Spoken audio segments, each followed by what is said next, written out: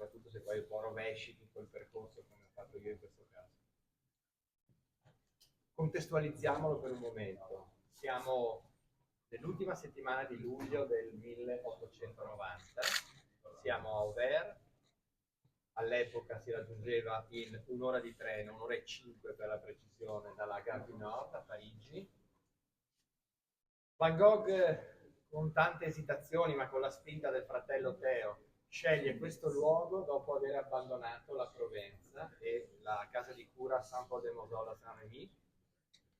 Passa 3 giorni a Parigi, avrebbe voluto restare molto di più a Parigi, ma il clima della città non gli piace, è tutto, la testa gli rimbomba, non gli piace, va a visitare alcune mostre e così, e quindi nel frattempo, nelle settimane precedenti, Teo aveva preparato il terreno per questo trasferimento proprio qui a Auvers. Già nelle lettere del settembre del 1889, quindi quasi un anno prima, Van Gogh manifesta a Teo l'intenzione di lasciare il sud della Francia, la Provenza. Gli dice: credo di aver esaurito il mio tempo qui, ho avuto tanto sole, tanto colore, tutto quello che volevo incontrare. Noi parliamo di Provenza, ma in realtà i 15 mesi di Arles sono molto diversi dai 12 mesi di Saint-Rémy. La pittura dei 12 mesi di Saint-Rémy è una pittura veramente moderna, è quella che fa fare lo scatto alla pittura di Van Gogh, ed è quella pittura, quella fatta a Saint-Rémy, a cui guarderanno i pittori dell'avanguardia del colore, molto più che a quella del tempo di Arles. Quindi poi da febbraio, più o meno di questo 1890, comincia a entrare nelle lettere di Teo, con il fratello, il nome di una persona, il dottor Gachet, che gli è stato suggerito da Camille Pissarro. Gachet ha costituito attorno alla sua casa, già dagli anni 70, una specie di colonia di pittori.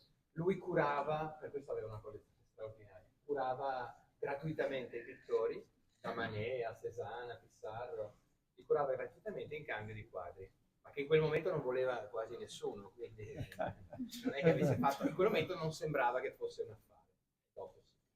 Ma lui li ha regalati al Museo d'Orsay. Allora gli suggerisce questo personaggio, che sarà il personaggio di riferimento per Van Gogh, soprattutto nel primo mese.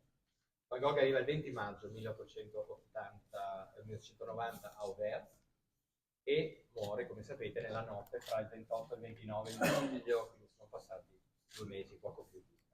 Il primo mese, abbondante, Gachet è la figura di riferimento. Bene, tralasciamo tutta questa storia che adesso vi racconterò nel film che stiamo per vedere e arriviamo a questo momento, l'ultima settimana della vita di Van Gogh, e dipinge i campi di grano nel momento in cui quasi interamente sono stati tagliati. Quindi sappiamo che è l'ultima settimana.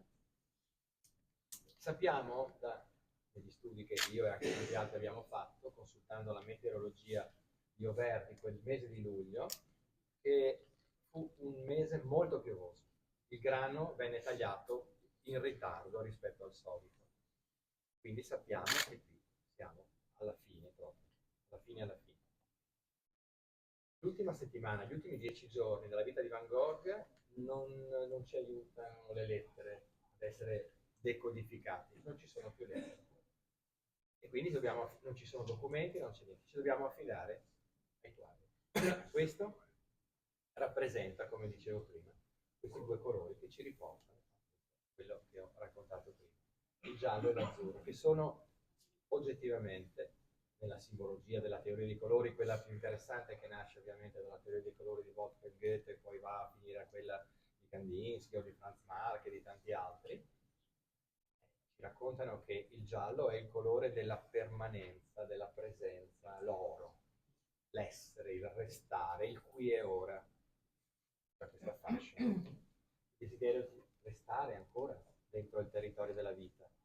E poi invece il cielo, la lontananza azzurra delle colline, oltre il villaggio di Auvers. Questa è la torretta della chiesa, poi la vedrete, la chiesa di Auvers ha questo campanile che sembra quasi una torre proprio, molto bello, anche l'interno della chiesa è molto bello, e quello rappresenta invece questa azzurra lontananza, così nominata anche da tanti scrittori, che è appunto la volontà anche di disperdersi dentro lo spazio, il tessuto della immensità.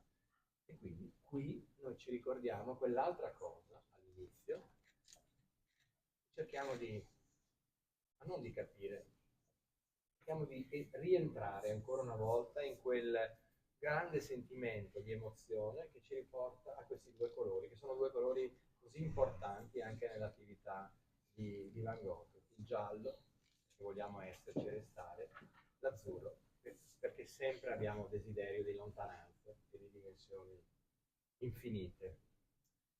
Bene. A proposito di infinito, bravo!